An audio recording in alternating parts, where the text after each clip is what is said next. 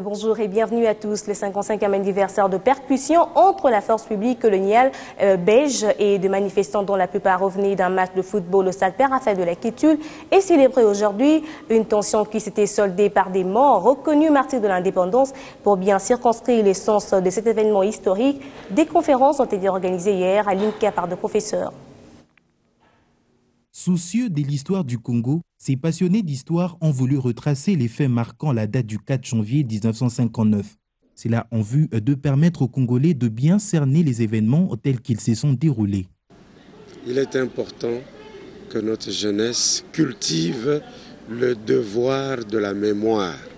Et nous sommes ici dans le tout premier devoir de la mémoire, c'est-à-dire nous rappeler de ceux qui sont à la base de notre propre indépendance. Le martyre n'est pas seulement l'apanage de ceux qui nous ont quittés.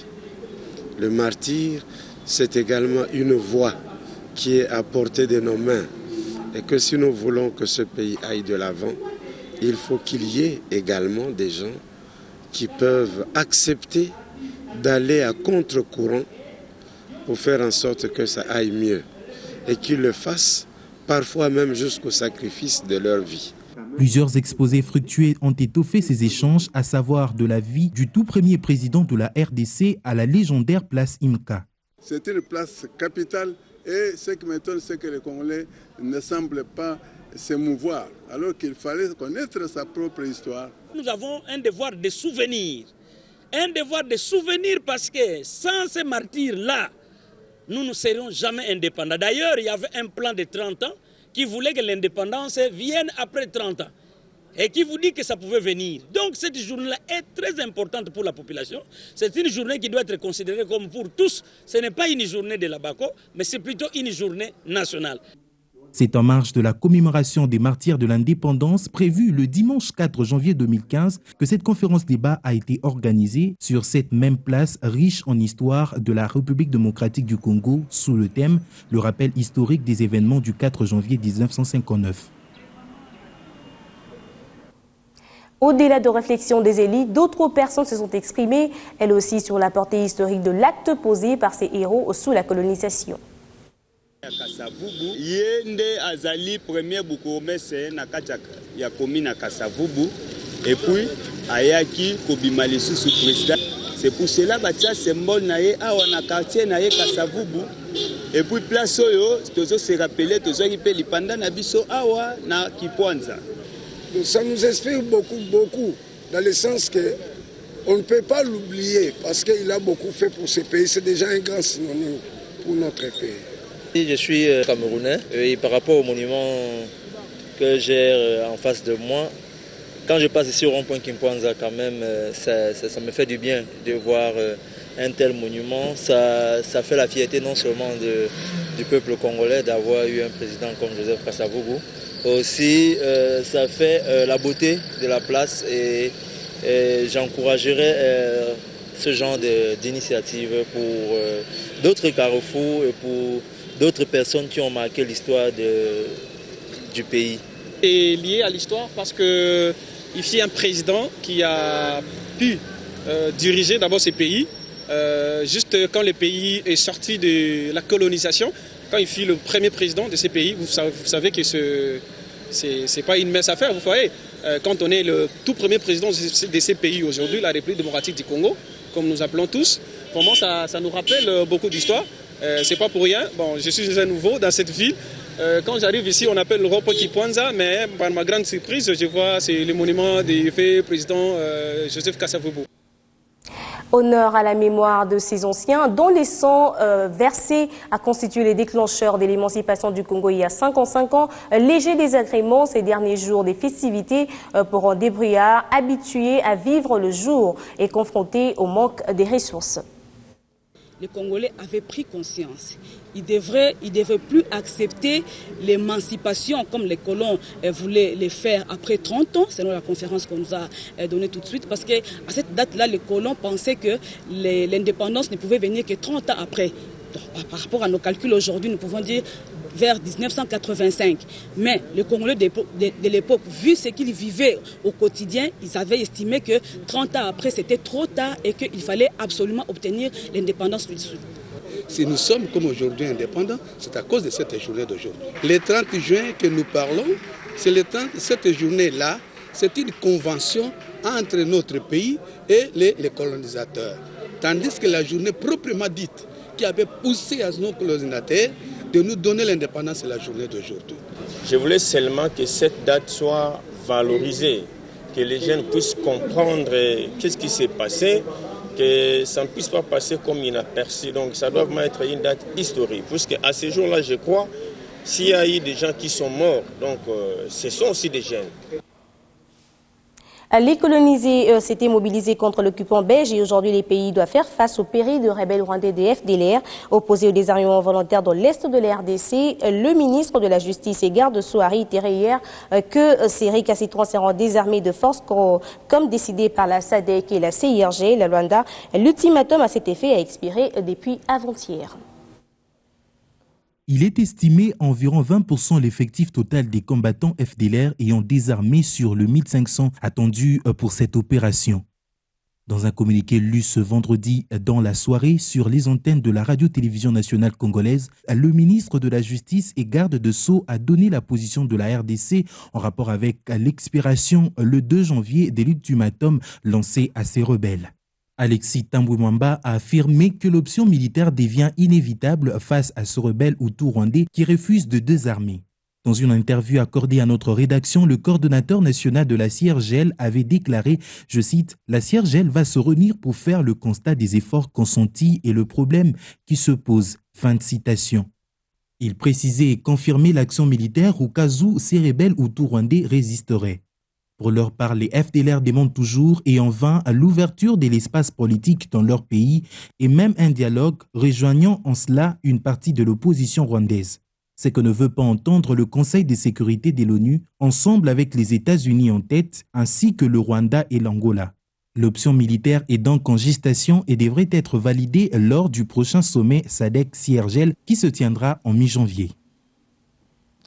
Cette rébellion rwandaise campe dans le Kivu où 7 prisonniers viennent de s'évader de la prison centrale de Walungu à Bukavu sous la barre de la garde distraite. C'est la 4e fois qu'a lieu évasion dans ce centre pénitentiaire. Contrairement aux éléments de la police commis à la garde à la prison de Walungu, ceux du poste frontalier de Kasumbalesa au Katanga ont été appelés autant que d'autres responsables à plus de vigilance par le vice-premier ministre en charge de l'intérieur sécurité qui y était en mission. Au Kassai occidental, le gouverneur Alex Kandé Mumpompa est allé en rescousse à 5 orphelinats et 2 hommes de vieillard de la ville de Kananga. Une visite de reconfort moral censée rappeler aux pensionnaires qui ne sont pas en marge de la société. 5 orphelinats et 2 hospices de vieillards de la ville de Kananga, hébergeant au total 400 personnes, ont eu l'honneur de recevoir la visite du gouverneur de province Alex Kandé Mumpompa, qui accompagnait tous les membres de son gouvernement. Parti de l'orphelinat Mère de l'Espérance à Kamaï jusqu'à Mpokoloa Moyo à Katoka, en passant par Saint-Thomas Kanyuka, Saint-Vincent de Paul Malolé, Mwambamboui et Kamwandu à Landesha, la délégation gouvernementale a passé au crible tous les centres d'hébergement des vulnérables.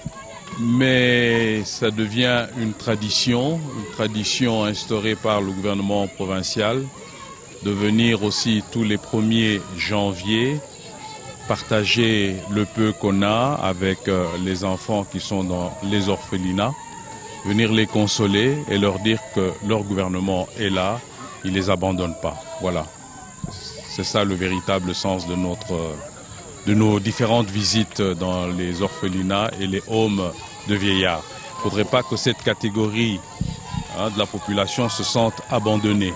Le gouvernement est là. C'est ça le signal que nous voulons donner à nos compatriotes. Pendant que tout le monde s'est soucié à fêter aux côtés de siens, Alex Kandé a choisi d'aller vers ces vulnérables pour dissiper dans leur tête l'espoir d'abandon et du désespoir. Outre les réconforts moraux, le chef de l'exécutif a mis à leur disposition près de 4 tonnes de vivres, notamment le maïs, haricots, riz, poulet, boîte de conserve, biscuits, sucre, sel, huile végétale, ainsi qu'une enveloppe financière. Ces dons du gouvernement a ainsi permis aux 400 prisonniers des hommes et orphelinats de la ville de Kananga de démarrer l'an 2015 en allégresse, espoir et gaieté. On ne peut pas non plus considérer des malvoyants comme des marginaux. Ils ont le premier à les démontrer avec ce groupe musical qu'ils ont monté. Ils chantent et dansent autant que d'autres musiciens. Aveugles sont certes tous ces musiciens, mais la musique qui circule dans leur sang couvre leur handicap et s'exprime ainsi par leurs doigts, leur voix, mais aussi le reste de leur corps. Et c'est au nom de la musique qu'ils se sont regroupés dans cet orchestre Elikia. Ici, ils ont même un credo, celui de l'espoir. Elikia Musica, bon, na français, Elikia Musica signifie espérance musica, une manière pour nous de dire aux gens de garder espoir en dépit de toutes les difficultés qu'ils peuvent rencontrer.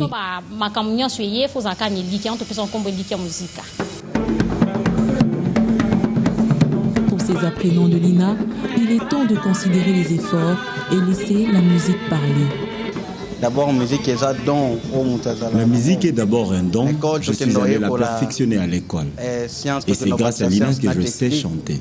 Mais si moi je chante aujourd'hui, c'est grâce à l'INA. Nous sommes les produits de l'INA et c'est notre professeur qui est l'initiateur de cet orchestre.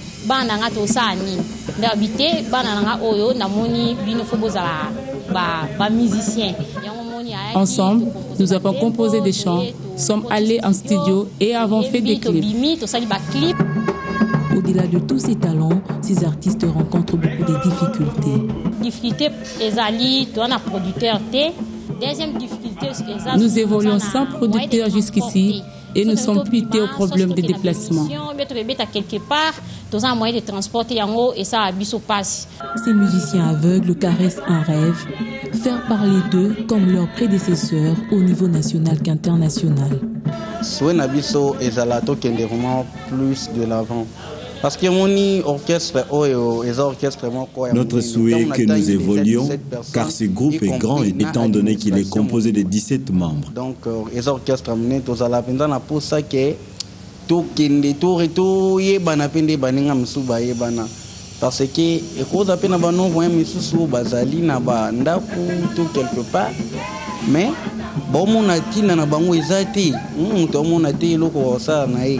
mais dans à travers un message nabiso.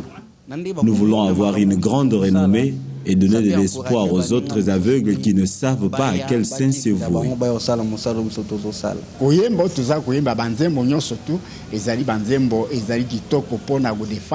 Les thèmes de nos chansons sont bons pour la nation. Nous prenons le développement et l'amour pour tous les continents.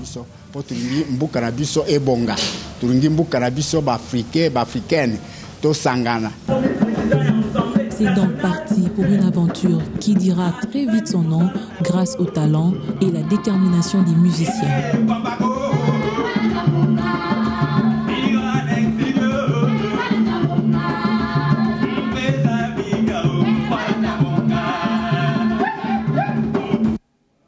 Cette autre chorégraphie constituée des danses traditionnelles et contemporaines produit également des effets sur l'assistance qui ne peut que s'en émouvoir, un chef-d'œuvre de haute facture.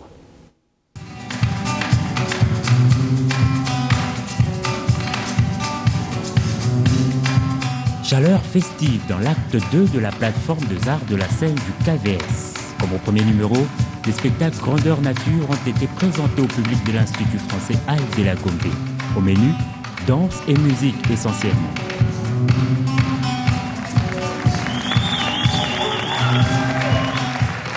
Pour la danse, la plateforme a proposé celle dite contemporaine, c'est-à-dire expressive.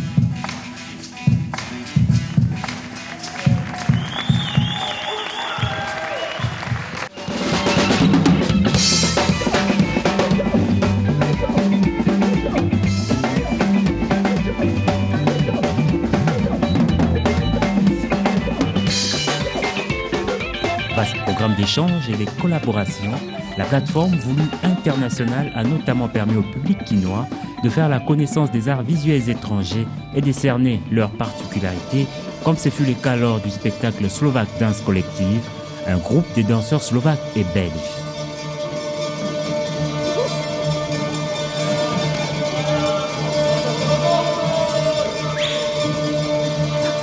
Leur spécificité, la danse néo-traditionnelle, nouvelle manière de danser que les Slovaques ont puisé dans leur histoire et leur cadre de référence.